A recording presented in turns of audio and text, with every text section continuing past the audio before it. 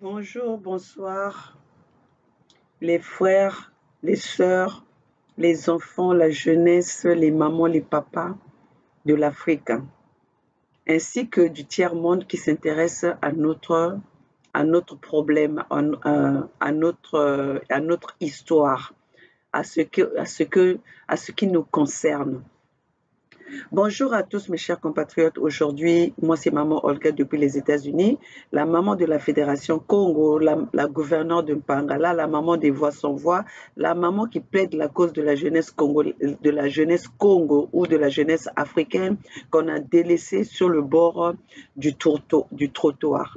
Nous sommes là pour venir réveiller les consciences de nos peuples, de notre jeunesse dont l'histoire a été falsifiée. L'histoire a été sombre, l'histoire a été déviée. La vraie réalité a été, et la vraie vérité a été déviée.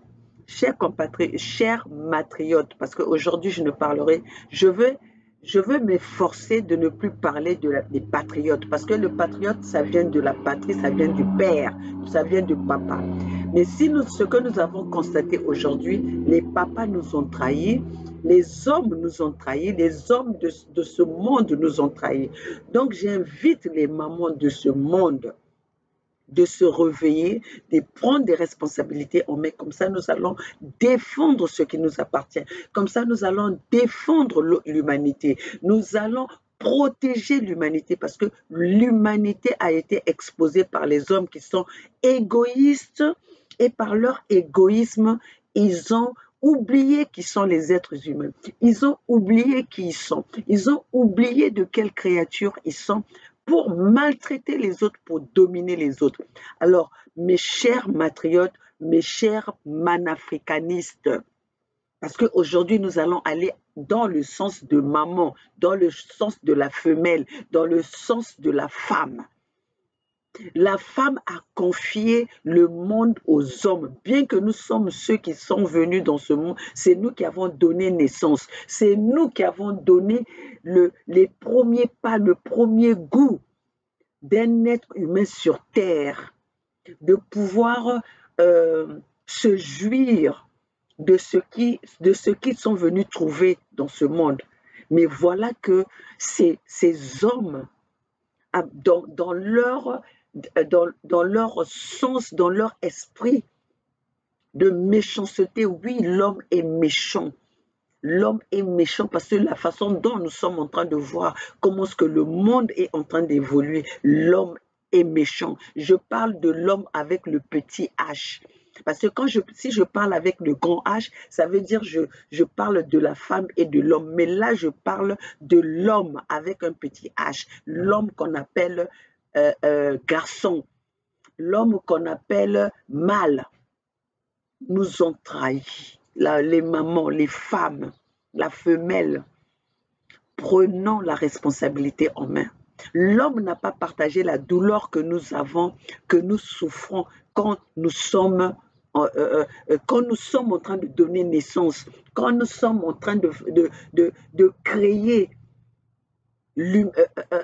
un être humain avec nous, quand nous sommes en train de partager notre oxygène, une partie de nous avec cet enfant que nous allons donner nature, que nous allons présenter devant le monde entier. L'homme n'est pas là pour savoir le mal que nous souffrons.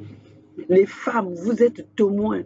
Vous savez par où nous passons pour donner naissance. Comment est-ce que vous êtes devenus des complices de ces hommes qui ne savent rien de tout ça pour exposer nos enfants? Je n'arrive plus à comprendre comment est-ce qu'une maman peut manger, peut voir un enfant d'un autre qu'on est en train de tuer, qu'on est en train de massacrer. Et cette maman est là dans les salles de réunion de ces hommes, de ce monde qui veulent dominer les autres, tout en oubliant notre souffrance à nous les femmes, par où nous passons entre la vie et la mort. Chers compatriotes, chers matriotes, donnez-moi cette opportunité de pouvoir promouvoir comment je vais dire ça, la matrioté, la matriote. Bon, c'est un mot que je vais venir avec, mais les grands scientifiques, aidez-moi parce que maintenant, je veux parler de la matriote. La matriote parce que le patriotisme nous a trahis. Le patriotisme ne nous a rien emmené. Donc maintenant, je veux parler du de matrioniste qui concerne maintenant les femmes. Je veux parler maintenant de la manafricanisme parce que le panafricanisme nous a trahis. Le panafricanisme a détruit. Quand on voit même un Denis Sassou Nguesso, un criminel de tous les temps, un génocideur de tous les temps, celui qui a commis tous les coups d'État, qui a fait tous les coups d'État du monde, qui a tué son peuple, mais à qui on confie une mission de paix, à qui on confie une mission de président d'un organisme africain quelconque. À quoi? À qui se moque-t-on? Chers compatriotes, chers matriotes, chers manafricanistes, je ne vous le dirai pas assez, moi, maman Olga de la Fédération Congo, du Conseil fédéral Congo. Moi, maman Olga, la gouverneure de Mpangala, celle qui défend les terres Congo, que nous venons d'observer devant tout le monde, c'est un coup d'État contre notre peuple Congo. Nos terres sont... On a mis nos terres à la disposition des étrangers. On a mis nos terres, on a vendu nos terres aux Rwandais. Quand nous sommes en train de voir la méchanceté des Rwandais, du gouvernement rwandais, la méchanceté de ce que le Rwanda est en train de faire à nos frères, à nos parents du Congo Zaïre, du Congo de la RDC. Comment est-ce que nous pouvons accepter ça si nous ne sommes pas en train de commettre un coup d'État, s'ils ne sont pas en train de commettre un coup d'État contre l'humanité?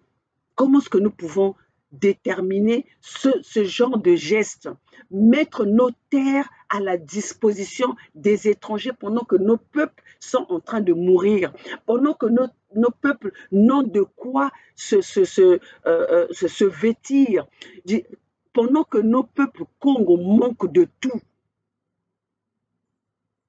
Celui qui le fait, c'est celui qui est arrivé au pouvoir, Denis Sassou Nguesso avec ses enfants, qui est arrivé au pouvoir par 1 millier de fois de coups d'État. Denis Sassou Nguesso n'est pas inquiété. Et aujourd'hui, devant nous, on vend nos terres. Est-ce que les terres peuvent être vendues par des étrangers, quelqu'un de venant ailleurs? Est-ce que la Chine va accepter qu'on puisse de vendre ses terres? Même à Taïwan, nous voyons comment est-ce que les Taïwanais et les Chinois sont en train de se battre pour des bouts de terre. Est-ce que les Britanniques vont accepter que leurs terres soient vendues par leurs voisins irlandais ou je ne sais pas qui? La France, qui aujourd'hui soutient tous les coups d'État du monde entier, mais qui vont sanctionner, qui veulent attaquer, qui veut aller mettre le chaos au Niger par un coup d'État qui s'est fait sans infusion de sang, sans fusion de sang, sans un mort. Voilà que les Occidentaux veulent aller déstabiliser les peuples nigériens pour remettre un Bazoum que son peuple a rejeté. Tout cela, on veut nous passer ce genre de... on veut nous passer ça comme si c'était les règles de la démocratie. De quelle démocratie ces Occidentaux défendent? De quelle démocratie ces dictateurs de l'Afrique qui sont là, qui sont les essuie-pieds, qui sont les lèche-culs des Occidentaux? De quelle démocratie vous nous parlez? De quelle justice vous nous parlez? Chers compatriotes, c'est pour ça que nous sommes en train de vous dire, L'histoire de l'Afrique a été émaillée de pages sombres, a été couvert d'un mensonge, a été couvert, a été détourné de beaucoup de choses que nous, les Africains, avons ignorées et que nous sommes en train de découvrir aujourd'hui par les réseaux sociaux. On nous a falsifié la conférence de Berlin. On nous a falsifié l'histoire de l'Afrique. Nous sommes en train de découvrir, nos parents ont accepté les choses qui n'étaient pas les choses qui n'étaient pas en leur faveur. On leur a menti. Nous, si nous prenons seulement l'exemple, le cas de la conférence de Berlin, qui aujourd'hui les secrets ne sont pas encore dévoilés, les secrets de la conférence de Berlin. Si nous prenons le cas des Congo, le royaume Congo a été divisé en faveur des Occidentaux. Comment est-ce qu'un Léopoldville, qui est un blanc, qui est propriétaire qui est propriétaire des terres Congo, du Grand Congo, à qui il a tué tous les Congos, il a coupé les bras des Congos pour cultiver du coton. Tout cela n'avait pas été, ne nous avait pas été dit, on nous avait caché tout cela. Chers compatriotes, Lumumba a été assassiné, pourquoi? Thomas Sankara a été assassiné, pourquoi? Kadhafi a été assassiné, pourquoi? Parce que les Kwame Nkrumah, nos leaders, qui étaient venus avec le panafricanisme, on les a tous assassinés. Aujourd'hui, ceux qui sont en train de parler du panafricanisme, ceux qui sont en train de parler du panafricanisme, même Denis Sassou Nguesso, le plus grand criminel, celui qui a fait plus de coups d'État sur cette planète, parle du panafricanisme. C'est pour ça que je dis, maman Olga aujourd'hui dit, le panafricanisme a perdu son sens. Le panafricanisme a perdu sa vraie réalité. C'est pour ça que maintenant, je me sens sale de parler du panafricanisme. Je me sens trahi de parler du panafricanisme. Parce que ce panafricanisme est prôné par les gens qui commettent des crimes, qui ont commis des génocides au nom du panafricanisme. Aujourd'hui, maman Olga parlera du manafricanisme. Je parlerai du matriotisme. Parce que le panafricanisme, la patrie nous a trahis. Chers compatriotes, je vais vous passer encore la vidéo où le fils de Denis Sassou Nguesso vend nos terres aux étrangers. Ce n'est pas un coup d'État. Et ceux-là, les Ouattara qui sont en train d'aller déclarer la guerre au Niger, ne condamnent pas cela. Tous ces organismes, d'ailleurs, moi, je me sens maintenant, je ne vois même pas pourquoi je dois promouvoir le nom de Ouattara. Pourquoi je vais promouvoir les noms de ces dictateurs qui sont en train de nuire l'humanité africaine, qui sont en train de nuire les peuples africains. Mais comme nous sommes là pour informer notre peuple, nous sommes dans l'obligation de mentionner leur nom. Mais sinon, autrement, ces gens-là n'ont plus de valeur. Ces gens-là ne devraient plus exister. On ne devait même plus prononcer leur nom. Mais comme les Occidentaux sont là, en train de les protéger, parce que ce sont eux, ils couvrent leurs crimes, les Occidentaux couvrent leurs crimes à travers ces dictateurs qu'ils ont mis ils ont placé à la tête de nos pays. Chers compatriotes, je vais passer avec l'image et comme ça vous allez comprendre notre présence devant les réseaux sociaux. Et comment est-ce que aussi nous sommes attaqués, nous sommes sanctionnés. Ne croyez pas que ce n'est que les Nigérians, ce que vous êtes en train de voir, qu'on parle dans les réseaux sociaux ou dans les médias, Ce sont ces gens-là qui sont sanctionnés. Nous autres, là, nous sommes sanctionnés aussi. Nous sommes sanctionnés parce que notre prise de parole fait mal. Notre prise de parole dit la vérité. Notre prise de parole gêne les index. Nous appelons le chat par le chat, le chien par le chien. Alors, sans plus tarder, allons-y avec les images et je vais m'arrêter là parce que le temps me presse de partir et je reviendrai la prochaine fois, dans ma prochaine vidéo pour aller au détail de ma prise de parole de matriote et de manafricanisme. Allons-y.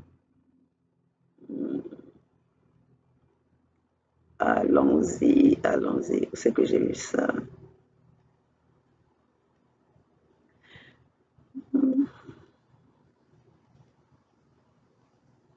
Voilà. Voilà. Entre la société Crystal Venture Limited et le ministère en charge des affaires foncières ont permis d'identifier les terrains dans les départements du Niari, de la Bouenza et du Poul. Il y a aujourd'hui près de 121 000 hectares qui sont disponibles sur les 150 000 hectares escomptés pour la réalisation de ce projet. L'expérimentation du projet sera localisée à Loudima, dans le département de la Bouenza. Un bureau d'études suisse est à pied d'œuvre pour réaliser les études de faisabilité de ce projet qui pourrait être bouclé d'ici la fin du mois d'août 2023. Par ailleurs, la société Eni est actuellement en train de procéder à des tests pour détecter la meilleure semence à cultiver au Congo. Depuis 2 semaines, des ingénieurs sont en train d'effectuer des tests de sol à Loudima. C'est au terme de tous ces travaux que la période d'implémentation du projet pourra être fixée. Troisième projet, le projet de développement agro-pastoral à Yamba dans le ranch de Massangi. Une autorisation express d'occuper 11 000 hectares de terre au profit des fermiers rwandais a été délivrée par les autorités congolaises compétentes pour le développement de ces activités agro-pastorales. À Yamba, les premiers tests de rentabilité de la culture de maïs ont été réalisés avec succès et ce projet va se poursuivre à une plus grande échelle. Quatrième projet, le projet d'exploitation minière.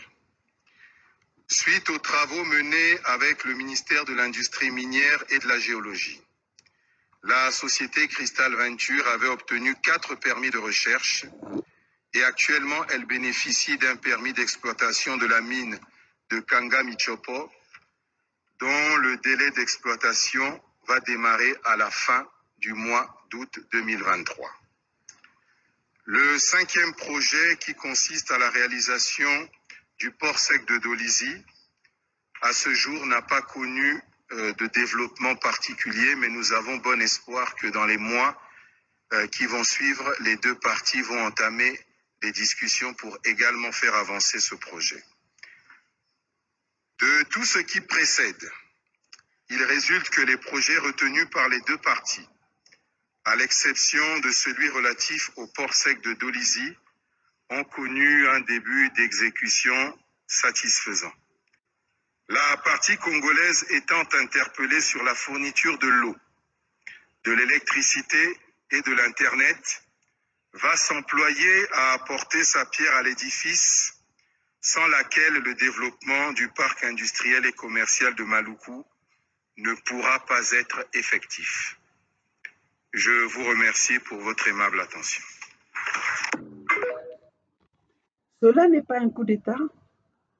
Un gouvernement depuis 40 ans au pouvoir qui ont pris notre peuple, les peuples Congo, en otage, qui ont massacré les peuples Congo et qui aujourd'hui passent à l'étape suivante pour assassiner. Et comme ils ont leur plan Mouébara qui avait été déjà écrit, qui est en complicité avec les Occidentaux, de l'extermination des peuples Congo.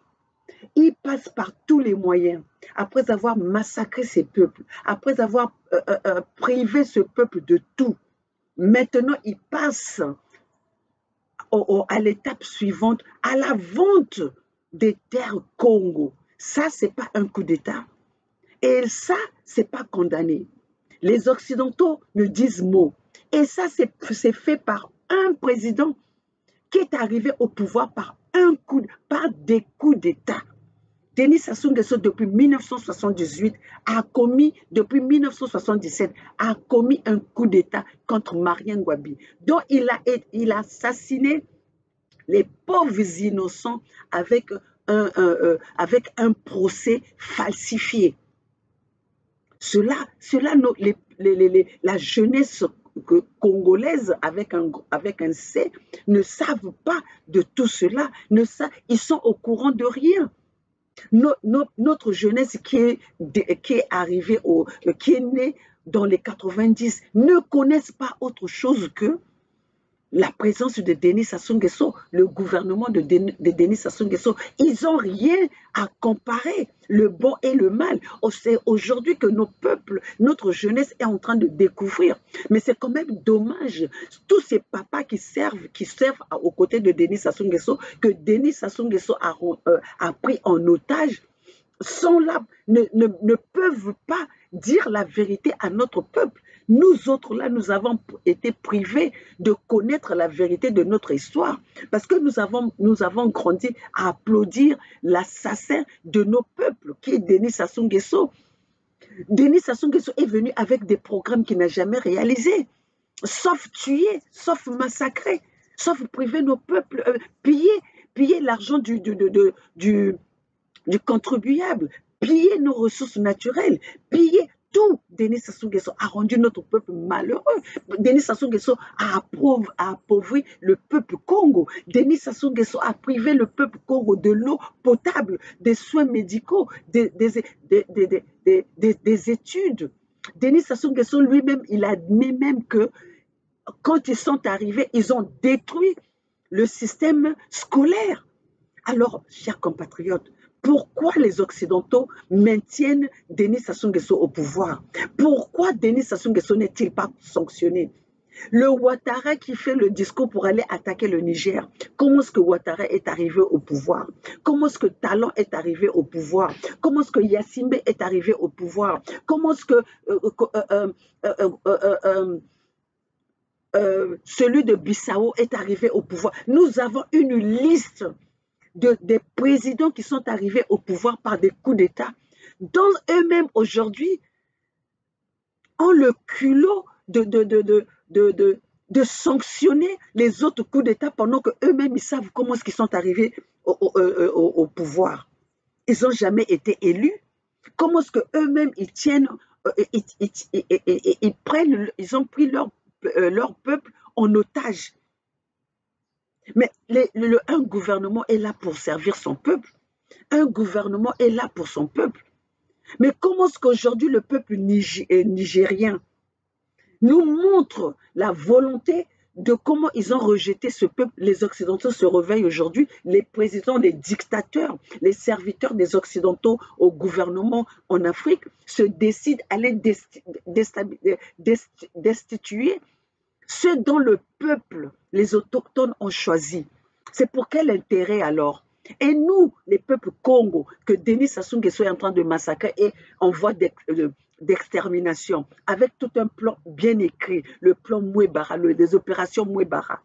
Mais Denis Sassou Nguesso n'est pas sanctionné. Ouattara ne voit pas ça. Et même Ouattara, dans sa propre bouche, il nous avait parlé de Denis Sassou Nguesso, empereur dans une république. Ça, ce n'est pas un coup d'État. Ça, ce n'est pas une préparation de coup d'État. Et lui-même, Ouattara, il est en train de s'attendre d'être l'empereur dans une république de la Côte d'Ivoire. Chers compatriotes, nous avons besoin de quoi?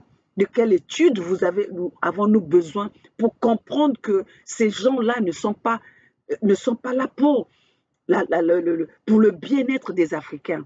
Nos terres africaines ne sont pas à vendre. Nos terres africaines n'appartiennent pas aux Occidentaux. Respectons les terres de tout un chacun. Et ce respect-là, les Occidentaux ne connaissent pas ce respect-là avec la paix. La paix là est sur papier, mais eux-mêmes, ils ne promotent pas la paix. S'ils promotaient la paix, pourquoi aujourd'hui nous sommes à 1 an de guerre en Ukraine? Pourquoi? Pour quel intérêt? Alors, peuple du monde, réveillons-nous, faisons notre révolution. Nous ne pouvons pas laisser le monde se détruire par des groupes de gangsters, par des groupes de bandits qui ont formé des lois en leur faveur au détriment des peuples, au détriment des peuples. Nous allons passer à un message que j'ai retenu ce matin du président Gbagbo, qui mérite que nos peuples africains et les peuples du monde comprennent la sagesse et le message de cette icône qui nous reste aujourd'hui, qui peut nous dire les vérités de ce que peut-être aujourd'hui nous ne savons pas encore, qui aujourd'hui peut dire les vérités avec sagesse, peut passer les messages avec sagesse à ces Occidentaux. Chers compatriotes, écoutons notre président Gbagbo.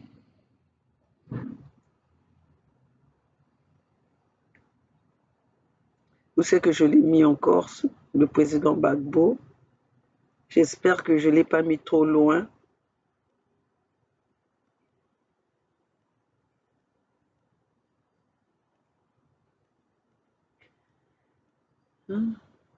J'espère que je ne l'ai pas mis trop loin. Je sais que je l'ai reçu. Oh, voilà, c'est ça. Nous allons écouter ça et puis je vais m'arrêter. Parce que le temps presse que je puisse aller vaquer à mes occupations. Vous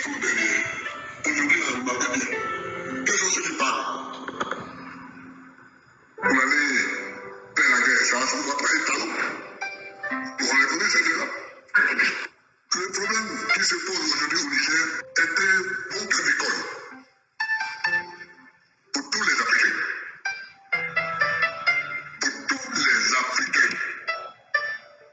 C'est un bon cas d'école. Mais je crois que les Africains n'étudient pas assez l'histoire de notre peuple. C'est pourquoi ils sont souvent paniqués devant ce qui arrive. Les coups d'État, oh, il y en a beaucoup. Il y en a beaucoup. Il y a eu combien de coups d'État au Nigeria depuis l'indépendance? Il y a eu combien de coups d'État au Bénin? Il y a eu combien de coups d'État au Togo? Il y a eu combien de coups d'État au Ghana? Vous savez qu'il y a eu un coup d'État en Côte d'Ivoire? Il y a eu combien de coups d'État au Nigeria? 5 ans. Où les dignitaires du régime ont été fusillés au bord de la mer. En Sierra Leone, en Guinée.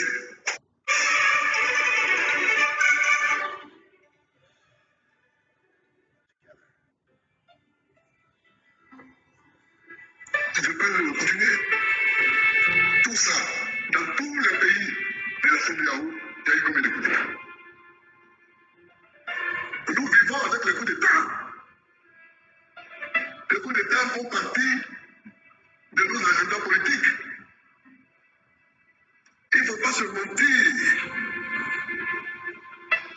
Il ne faut pas se mentir et croire que parce qu'on a élevé la voix et qu'on dit qu'on va aller envahir le Niger militairement, on va mettre fin au coup d'État. C'est voilà, c'est vrai. Voilà la vérité. C'est la première chose que je voudrais affirmer. La deuxième chose que je vais affirmer, c'est que ceux qui disent qu'ils vont aller envahir le Niger, beaucoup d'entre eux sont des faiseurs de coup d'État. Exactement. Exactement. La Constitution dit que tu as droit à 2 mandats. Pas plus. Et qu'au deuxième mandat, tu tripatouilles la Constitution. Pour te faire un troisième mandat. Tout a été dit là. Qu'est-ce que tu fais là? C'est pas un coup d'État, ça? C'est un coup d'État. Donc moi, je vois des gens y en a même qui ont suspendu tous les partis d'opposition dans leur pays. Et puis viennent envoyer en guerre pour mettre la démocratie au Niger. Et chez toi. Et chez toi. Vous voyez? Donc, c'est un jeu de mensonges. Et c'est contre ça que je me révolte. Je vous le dis. Il ne faut pas mentir. Il ne faut pas mentir. Comment, quand on laisse croire aux gens qu'on veut aller au Niger pour réinstaller Bazoum dans le fauteuil démocratique. Mais c'est faux. C'est pas pour ça qu'on va. Il y a un agenda caché. On est pistonné par derrière.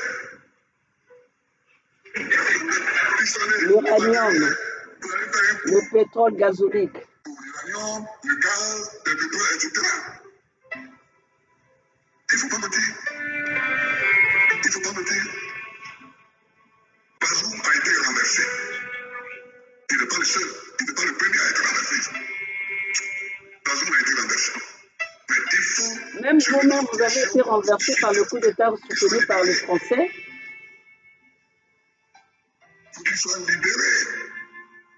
Mais lui va croire qu'on va le réinstaller au pouvoir. On lui ment. On lui ment, le coup d'État est consommé. Moi, c'est ça qui est ma position. En fait, Monsieur le Président, pour moi, le coup d'État du Niger fait tant mal que les autres. On a assisté tranquillement aux autres coups d'État et à la mise en place des transitions. Et puis sur le Niger, on veut lever des armées pour aller combattre. Qu'est-ce que c'est? Pourquoi ça fait tant mal au Niger? C'est là qu'il faut créer le pouvoir. Oui, c'est pas encore ce qu'il y a. Oui, c'est pas encore ce qu'il y a. Mais ça doit être très propre, toute cette histoire-là. Ça doit être très propre, ni très simple. La CEDEAO, il faut la remplacer. Il faut la remplacer. Il faut la changer. Les gens qui la dirigent en ce moment perdent le pied. Et ce sont des gens d'une certaine tendance qui parlent le plus fort. Première chose. Deuxième chose, si vous voyez au niveau de la CEDEAO, les problèmes, c'est dans les pays francophones. C'est dans les anciennes colonies françaises. Il y a des problèmes. Aujourd'hui, c'est...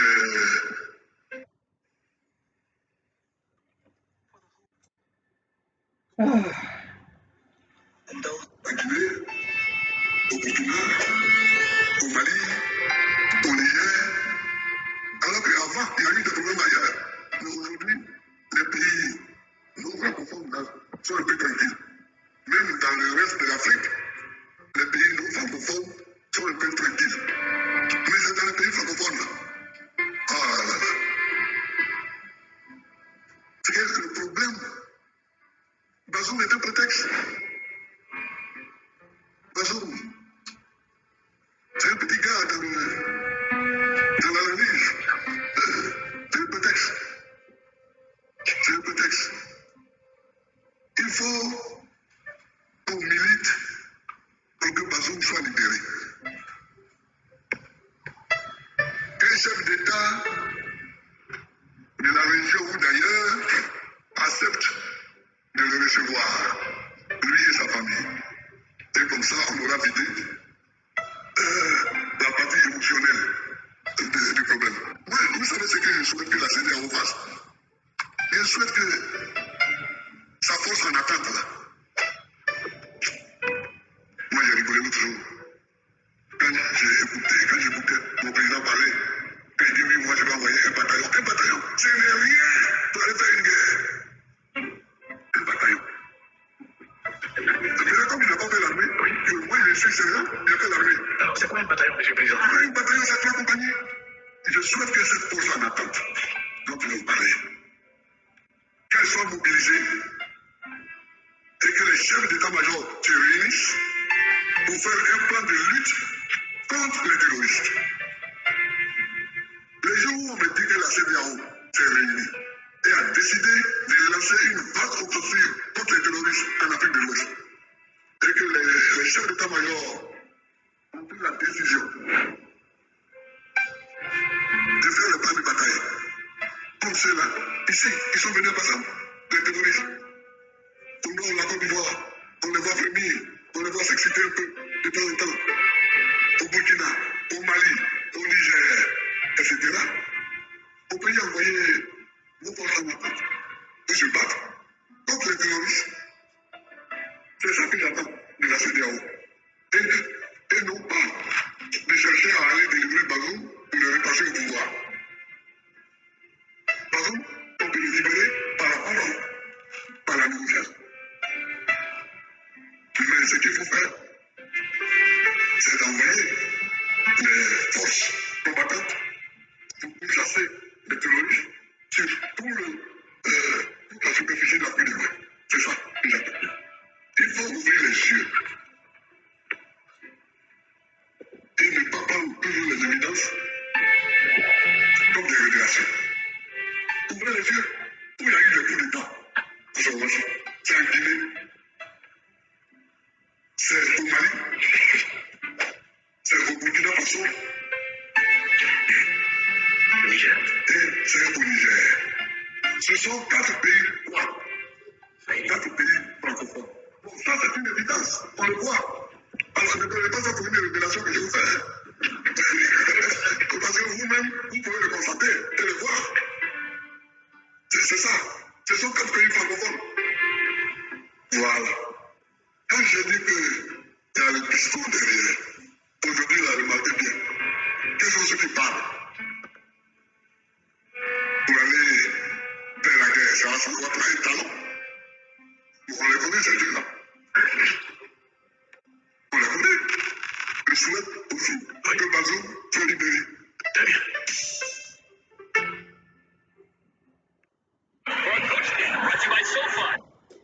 Voilà, vous avez, en bref, vous avez écouté les propos du président Gbagbo.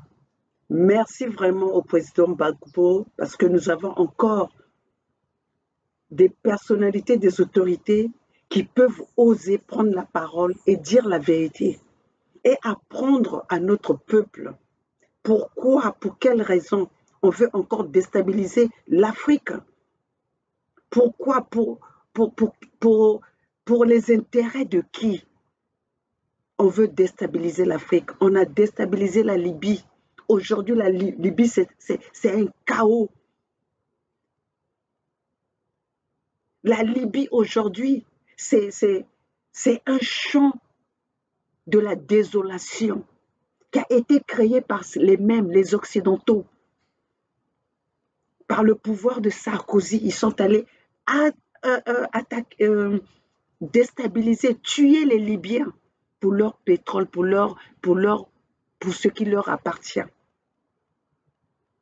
Sous prétexte de la démocratie, sous prétexte que Kadhafi était un dictateur. Mais nous avons plein de dictateurs aujourd'hui. Ouattara est un dictateur. Denis Sassou Nguesso est un dictateur. Même lui-même, Macron, c'est un dictateur. Joe Biden, c'est un dictateur. Puisqu'ils veulent imposer au monde entier leur logique, leur façon de voir des choses. Mais c'est la dictature. De quelle dictature on nous parle? De quelle dictature on nous parle? Alors, chers matriotes, chers manafricanisme, réveillons-nous, prenons notre responsabilité et notre destin en main. Seule la lutte libère. Le peuple gagne toujours. Si aujourd'hui vous voyez, ils ont pris des décisions à la va-vite pour aller tirer sur les peuples nigériens et qu'ils ont ralenti parce que le peuple nigérien s'est levé.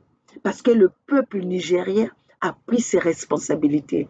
Alors le reste du monde africain, le reste des peuples africains, prenons nos responsabilités en main. Nous devons chasser Ouattara, car ce sont des pilules amères, ce sont des virus contre le bien-être de notre peuple. chassons Macky Sall, chassons Denis Sassou Nguesso, chassons Paul Biya, chassons tous ces dictateurs qui sont là pour défendre les causes des Occidentaux, qui sont là pour appauvrir les peuples africains sur leur propre terre, qui sont là pour vendre les terres des Africains aux Occidentaux, aux étrangers. Alors, chers compatriotes, voilà ce que j'avais à vous dire ce matin. C'est le réveil de conscience, c'est la prise de responsabilité de tous les peuples africains. Voilà, chers compatriotes, ici c'est maman Olga, la maman de la Fédération Congo, la gouverneure de Mpangala. Aujourd'hui, je viens au nom de la matriote. Je vais combattre la matriote. Nous devons promouvoir la matrionité. Nous devons promouvoir la manafricanité. Parce que le patriotisme nous a vendus, le patriotisme nous a trahis, le panafricanisme nous a trahis. Nous devons nous devons apprendre à nos peuples d'autres mots qui sont les mots révolutionnaires pour le bien-être des Africains. Nous devons désormais parler de la matriote et de manafricanisme. Voilà le message de ce matin. Merci au président Laurent Gbagbo qui a tout dit en petit, qui a paraphrasé la vérité à ce peuple africain. Ainsi soit-il. Vive la Fédération Congo, vive la matrioté, vive la manifricanisme. Permettez-moi de m'adapter à ce nouveau mot. Mais nous allons toujours, l'habitude est une seconde nature. Donc, nous allons, pourquoi c'est pareil? Nous allons, écoutez, je suis en train de run out of the battery, donc il ne me reste plus qu'à dire, vive la Fédération Congo, le Conseil fédéral, vive à tous les peuples Congo et tous les peuples africains. Seule la lutte libère, le peuple gagne toujours, la matrie ou la mort, nous vaincrons.